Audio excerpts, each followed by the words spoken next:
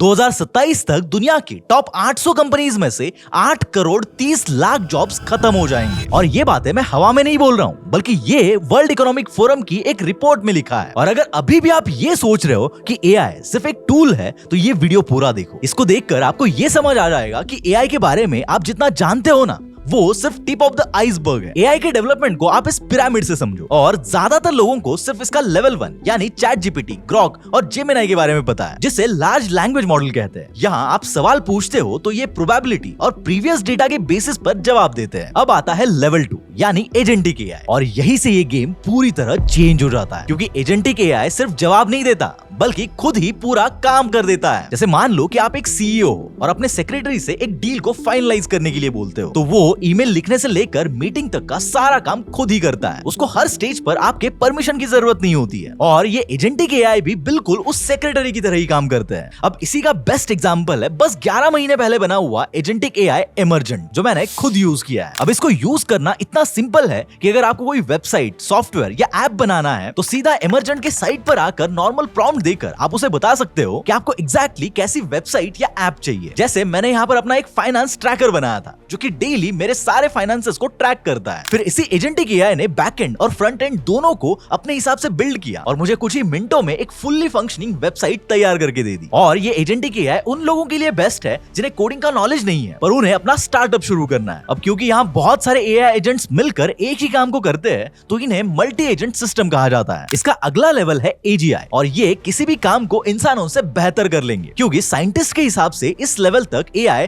इंसानों जैसा ही सोचने लगेंगे। सैम ऑल्टमैन तो ये तक मानते हैं कि इस स्टेज तक भी हम अगले कुछ ही सालों में पहुंच जाएंगे। और फिर आता है एआई का फाइनल लेवल, सुपर इंटेलिजेंस, जहां एआई ह्यूमन इंटेलिजेंस को कंप्लीटली सरपास कर देगा। अब ये टेक्नोलॉजी किस तरह से बिहेव करेगी, इसका अंदाजा आज एक्सपर्ट्स भी नहीं लगा पा रहे। या तो हमारी दुनिया ऐसी हो सकती है या फिर ऐसी। वैसे आपको क्या लगता है? कमेंट्स में बताओ। और अगर आपको भी बिना कोडिंग के नॉलेज के कोई सॉफ्टवेयर बनाना है, तो एमर्जेंट को यूज करो।